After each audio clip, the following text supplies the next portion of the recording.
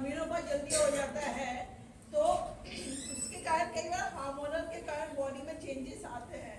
लेकिन हम क्या होते हैं कि हार्मोन चेंजेस को अगर बहुत ही ज़्यादा ही कंट्रोल ही नहीं हो रहे, जब तो आप लोग को दवाई लेनी है, लेकिन थोड़ा बहुत अपने को अगर अपन मेडिटेशन या फिजिकल योगा कर रहे हैं, उनसे भी ये सब चीज़ें ठीक हो जाती है। लेकिन जब आप बिल्कुल ही वो हो जाते हो कि नहीं यार इनसे भी नहीं हो रहा, ये भी नहीं, कुछ लोग जल्दी दवाई लेने में विश्वास करते हैं,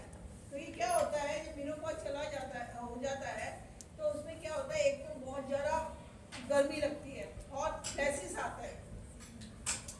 ठीक है ना, वो सबसे बड़ी प्रॉब्लम होती है ना। तो हार्मोन का और थोड़ा सा क्या होता है कि आपका जो मेंटल स्टेट थोड़ा सा आपका इरिटेशन बढ़ जाता है ना, आप जल्दी जल्दी इरिटेट होने लगते हो, गुस्सा होने लगता है आपको, है ना, नींद का कम आना, ये सब चीज़ें। तो इसमें अगर आप मेडिटेशन वगैरह कर रहे हो, योगा कर रहे हो, तो वो भी बहुत हेल्पफुल होता है। लेकिन हम क्या होता है, हम जाते हैं टुवर्ड्स दवाइयों की तरफ, वो होती है हार्मोन रिप्लेसमेंट थेरेपी, है ना। दूसरा एक होता है फाइब्रॉइड होता है यूट्रस के अंदर। तो फाइब्रॉइड ऐसा कोई खतरनाक चीज नहीं है, लेकिन क्या होता है जैसे ही पता चलता है बच्चेदानी में गांठ है, आजकल लोग मतलब यूट्रस तो ऐसे निकलवाते हैं जैसे उसका कोई मतलब ही नहीं है शरीर में, बच्चे पैदा हो गए, अब यूट्रस का कोई मतलब नहीं है। फाइब्रॉइड में बहुत कम परसेंटेज है जो कैंसर में बदलता है, अगर फाइब्रॉइड प्रॉब्लम नहीं कर रहा है हमको, क्योंकि अगर ब्लीडिंग खूब हो रही है तो हमें करवाना ही पड़ेगा। लेकिन अगर ब्लीडिंग नहीं हो रही है और गांठ ऐसे ही पड़ी हुई है, तो उसको कोई छेड़ने की जरूरत नहीं है, वो आपका जैसे मेनोपॉज जाएगा वो गांठ अपने आप कम हो जाएगी, क्योंकि ये एस्ट्रोजन डिपेंडेंट है। एस्ट्रोजन लेवल कम होते ही वो सारी गांठें अपने आप कम हो जाती है। तो अननेसेसरी जो हिस्टेक्टमी है ना, कि बच्चेदानी निकलवा ली, उसको नहीं, क्योंकि वो क्या होगा जब आपने अर्ली एज में बच्चेदानी निकाली तो हार्मोन की प्रॉब्लम आएगी, फिर अपन जाते हैं हार्मोन रिप्लेसमेंट थेरेपी। तो हार्मोन रिप्लेसमेंट थेरेपी एक बहुत बड़ा कारण है ब्रेस्ट में कैंसर, क्योंकि उसमें एस्ट्रोजन वही देंगे आपको। अब आप बाहर से खा रहे हैं हम, तो काम तो वही करेगा वो अंदर जाके, तो उसमें फिर कैंसर होने का डर रहता है, ठीक है। तो ये अपने को थोड़ा सा अगर हम योगा, मेडिटेशन, फिजिकल एक्सरसाइज करें, अपन इन चीज़ों से भी बच सकते हैं जो हमारी मेनोपॉज के बाद में प्रॉब्लम्स होती है, और वो सबको फेस करनी है, क्योंकि ये नॉर्मल बॉडी की फिजियोलॉजी है ना। पीरियड आएंगे भी और जाएंगे भी, इसको अगर अपन नॉर्मली लेंगे सब चीज़ों को तो नॉर्मल चलेगा, और इसको अपन बीमारी बना देंगे तो वो बीमारी बन जाएगी। अपने ये सारी चीज़ें, बहुत सारी चीज़ें यहाँ से पैदा होती है, अपने दिमाग से पैदा होती है, ठीक है ना। अब आप गए, कैंसर गांठ हो गई, आपने डॉक्टर को दिखाया, अब क्या होता है, जैसे डॉक्टर बोलेगा कि सुई की जांच करानी है, ठीक है ना, तो इस सुई की जांच के बिना कैंसर पता चलना बहुत मुश्किल काम है। तो लोग कहते नहीं, सुई की जांच हमने कराई, वो गांठ में से लेते हैं। एक्चुअली क्या होता है, जब तक आपका डायग्नोसिस वो सुई की जांच है ना, वो सुई की पतली सी निडल भी होती है, मोटी भी होती है, डिपेंड करता है, वो डॉक्टर डिसाइड करता है किस निडल से बायोप्सी करानी है ना। तो जनरल लोगों में ये मिथ है कि अगर हमने छुड़वा लिया इस कैंसर को तो ये फैल जाएगा, है ना, जबकि ये बिल्कुल गलत है। क्योंकि जब तक आप डायग्नोस ही नहीं करोगे, भाई देखो, एक तो 15 से 25 में एक ग्रुप में आ रहा है एक बंदा, एक आ रहा है बाद के एक ग्रुप में, अब दोनों की गांठों में अगर डॉक्टर को कुछ लग रहा है कि ये सस्पेक्ट हो सकता है कैंसर का, वो जब सुई की जांच कराएगा, ठीक है। आजकल जो सोनोग्राफी वगैरह वैसे होने लगी है, उसमें भी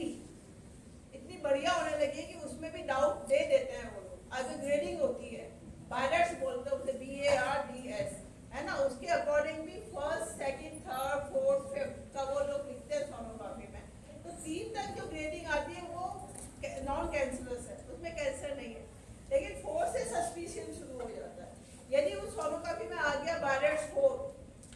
है ना, आपने गांठ देखी, आपको भी थोड़ा डाउटफुल लग रहा है, तो सबसे पहली जांच जो डॉक्टर लिखेगा वो सुई की जांच लिखेगा, क्योंकि उसी से वो टिश्यू आएगा बाहर, थोड़ा सा उसे माइक्रोस्कोप में देखा जाता है और उसमें पता चलता है इसमें सेल्स कैंसर के हैं या नहीं है।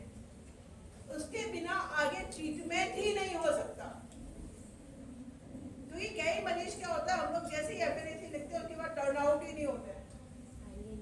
है ना, और वो आता है बहुत बाद में, जब तक वो फैल चुका होता है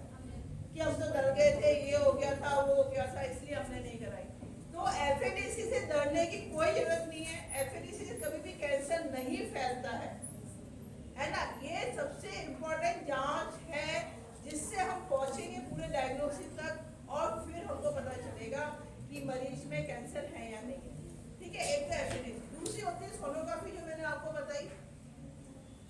35 के नीचे यूजुअली हम लोग सोनोग्राफी प्रेफर करते हैं, क्योंकि उसमें जो ब्रेस्ट का आर्किटेक्चर होता है वो डेंस होता है ना, तो उसमें अगर हम मैमोग्राफी कराते हैं तो कोई भी चीज़ सस्पिशियस हो जाती है, तो उसके लिए हम सोनोग्राफी कराते हैं। 35 के बाद मैमोग्राफी का रूल आता है, क्योंकि कई बार क्या होता है कि कई है ना आते ही आपके पास कहेगा 20 साल की लड़की भी आई तो कहीं मैमोग्राफी करा लो, हम कहेंगे सोनोग्राफी नहीं, मैमोग्राफी कराओ। तो मैमोग्राफी उस इंग्लिश में है ही नहीं करने के लिए, उसमें तो और भी हो सकता है कोई भी चीज दिख जाएगी उसको वो लिख देंगे लीजन, क्योंकि ब्रेस्ट उस समय बना हुआ है उस तरह का, उसमें मैमोग्राफी कुछ भी पकड़ेगी तो वो सस्पिशियस कर देगी। तो 35 के ये भी लोगों में, क्योंकि लोग आते ही मैमोग्राफी, उन्हें मैमोग्राफी पता है, उन्हें सोनोग्राफी नहीं पता, वो सब कहेंगे मैमोग्राफी कराओ, है ना। तो 35 के नीचे सोनोग्राफी, 35 के बाद मैमोग्राफी प्रेफर करते हैं। अगर कुछ होता है ऐसा हमको तो मैमोग्राफी वो भी डिपेंड करता है, सर्जन डिसाइड करता है कि इसमें मैमोग्राफी, यूजुअली सोनोग्राफी होती है 35 के। तो इन चीज़ों से हमको घबराना नहीं है, ठीक है। अब एक ये तो ब्रेस्ट कैंसर के बारे में मैंने आपको बताया, सर्विक्स के बारे में, तो सर्विक्स तो प्रिवेंटेबल है और इसके लिए सबको मतलब वैक्सीन का सबको बताना है कि वैक्सीन अवेलेबल है, ठीक है। तीसरी चीज जो बहुत बड़ी प्रॉब्लम हो रही है वो ये है कि लैट्रिन के रास्ते से खून आना, ठीक है। कई बार खून आता है, जनरली क्या होता है कि शर्मा शर्मी में हम लोग दिखाते नहीं है ना बताते हैं, क्या समझते हैं सबसे कॉमन जो प्रॉब्लम है पाइल्स, ठीक है। अब वो किसी ने आपने दिखाया नहीं, कुछ नहीं किया, पाइल्स समझ के आप उसका ट्रीटमेंट कर ही जा रहे हो, पता चलता है कि वो पाइल्स नहीं, लैट्रिन के रास्ते में कैंसर की गांठ है जो ब्लीडिंग कर रही है ना। हम शर्मा शर्मी में गए नहीं और वो इस स्टेज में पहुंच गई की प्रॉब्लम, क्योंकि कैंसर की गांठ यूजुअली जो रेक्टम वाली आ रही है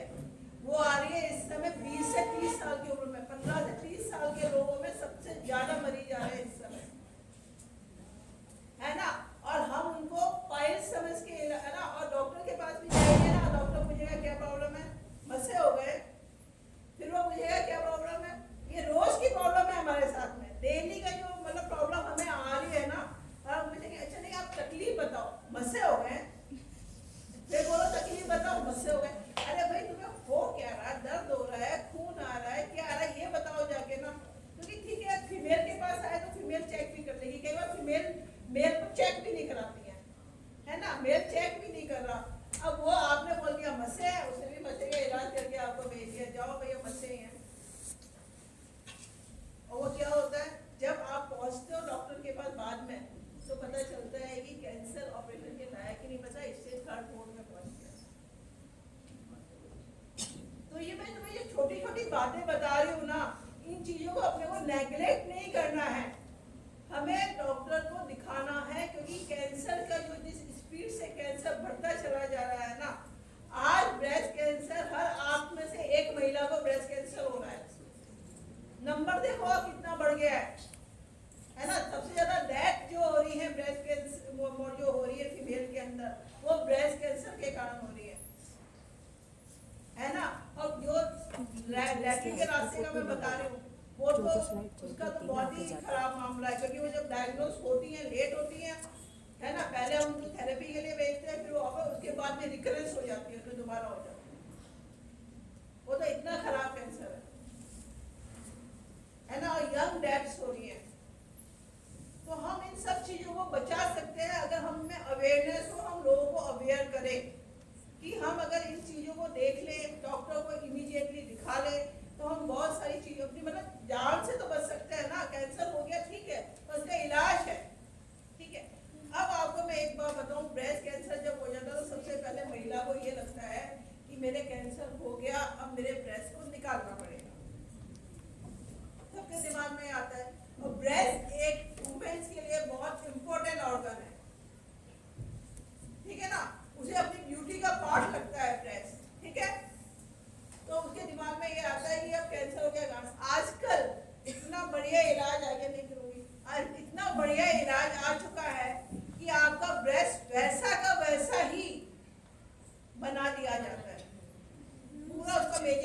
लेके अपोजिट ब्रेस्ट से वैसा का वैसा ही ब्रेस्ट वापिस डेवलप कर दिया जाता है। तो इसलिए इस चीज से भी डरने की जरूरत नहीं है कि अगर ब्रेस्ट निकल गया तो हम ब्रेस्ट बिल्कुल वैसा, पर किसी को पता ही नहीं चलेगा कि ये ब्रेस्ट बनवाया हुआ है। आप खुद भी थोड़े दिनों बाद आपको लगेगा कि हाँ ये तो नॉर्मली ब्रेस्ट है। तो आजकल इन चीजों से किसी भी चीज से घबराने की जरूरत नहीं है। इतने सारे अच्छे इलाज आ गए हैं, इतनी अच्छी थेरेपीज आ गई हैं। पहले थेरेपीज थी, उससे भी लोगों को बहुत प्रॉब्लम हुआ करती थी कैंसर होने के बाद, पर आज तो बहुत चीजें स्मूथ हो गई हैं। हमको क्या करना है, हमको केवल उसको जल्दी पकड़ना है या उससे बचना है, दो ही चीजें करनी है। अगर ये दो चीजें हमने कर ली